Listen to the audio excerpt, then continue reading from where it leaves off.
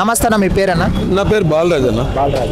ఓకేనా, ఇప్పుడు జూబ్లీస్లో by elections వస్తున్నాయి, ఏ పార్టీ అధికారంలోకి వచ్చే అవకాశం ఉందన్న? ఈసారి ఖచ్చితంగా బీజేపీ పార్టీ వస్తుందని చెప్పి మేము బాగా గట్టిగా నమ్ముతున్నాం. బీజేపీ పార్టీ రావాలని కోరుకుంటున్నాం. ఈసారి వస్తుంది బీజేపీ పార్టీ. ఎందుకు బీజేపీ రావాలనుకుంటున్నారు? బీజేపీకే ప్రజలు ఎందుకు ఓటేయాలన్న, ఏం చెప్తారు దానికి? ప్రజలు ఎందుకు ఓటేయాలనుకుంటే మీరు కూడా ఒకటి ఆలోచించండి. ఇప్పుడు వరకు టీఆర్ఎస్ వచ్చి 10 సంవత్సరాలు రాజ్యం వెళ్ళింది. కాంగ్రెస్ వచ్చి ఇప్పుడు 2 సంవత్సరాల దగ్గరకు వచ్చింది.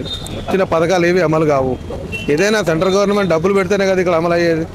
అక్కడ నుంచి మోడీ గారు ఇచ్చినా కానీ ఇక్కడ వీళ్ళు యూజ్ చేస్తలేరు. వాళ్ళు ఇష్టం వచ్చినట్టు వాళ్ళే వాడుకుంటున్నారు. పేదల దగ్గరికి 1 రూపాయి కూడా రావట్లేదు. వచ్చిన డబ్బులు కూడా వాళ్ళే ఖర్చు పెట్టుకుంటున్నారు.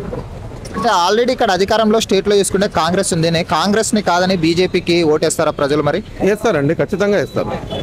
కానీ ఫండ్స్ రావాలన్నా ఏం రావాలన్నా స్టేట్ గవర్నమెంట్ ఫస్ట్ ప్రైమరీ కదా, ఫస్ట్ కదా. స్టేట్ గవర్నమెంట్ ఫస్ట్, కానీ తర్వాత వచ్చి మన సెంట్రల్ గవర్నమెంట్ సపోర్ట్ కావాలి కదండి. స్టేట్ గవర్నమెంట్ కైనా సెంట్రల్ గవర్నమెంట్ సపోర్ట్ కావాలి. సపోర్ట్ అయితేనే ఇక్కడ స్టేట్ గవర్నమెంట్ ఏమైనా పని చేస్తారు, లేకపోతే ఏం పని చేయలేదు ఇక్కడ. దానికి కాంగ్రెస్ పార్టీకి సపోర్ట్ లేదు. రాహుల్ గాంధీ కూడా ఏం సపోర్ట్ చేయడు. ఇక్కడ నుంచే మన హైడ్రా అని చెప్పి 300 కోట్లు దబ్బి తీసుకపోయి పెట్టారు కదా అక్కడ. ఇంకోటి జూబ్లీహిల్స్ అంటేనే బీఆర్ఎస్ వాళ్ళ అడ్డా, అంటే మాగంటి గోపీనాథ్ గారి అడ్డా అంటారు. ఇప్పుడు ఆయన చనిపోయారు 3 సార్లు అండి.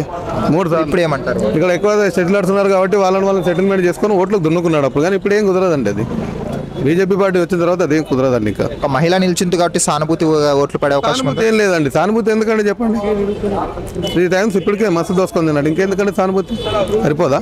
ఏం డెవలప్మెంట్ అండి? మోరీలు మొత్తం పొంగుతున్నాయి. గట్టిగా గంట సేపు వర్షం వస్తే బండ్లు నీళ్ళలు తేలుతున్నాయి. కృష్ణానగర్ అంతా ఏరియా. ఇంకా ఏం డెవలప్మెంట్ ఉందండి ఇక్కడ? మరి లంకల దీపక్ రెడ్డి గారు వస్తే ఇవన్నీ పరిష్కరిస్తారనే నమ్మకం ఉందా ప్రజలకి? పరిష్కరిస్తారని చెప్పి చాలా నమ్మకం ఉందండి మాకైతే. ఎందుకంటే ఇది కేంద్ర సహాయంతో ఇది ఏదో ఒకటి చేద్దామని చూస్తున్నారు. ఇది చేస్తారండి పక్క. సో అయితే జూబ్లీహిల్స్లో బీజేపీ జెండా ఎగురుతుంది అనుకోవచ్చా? ఖచ్చితంగా ఎగురుతుందండి. సరే 100% ఎగిరేటట్టు చేస్తాం కూడా. థ్యాంక్స్ అన్న.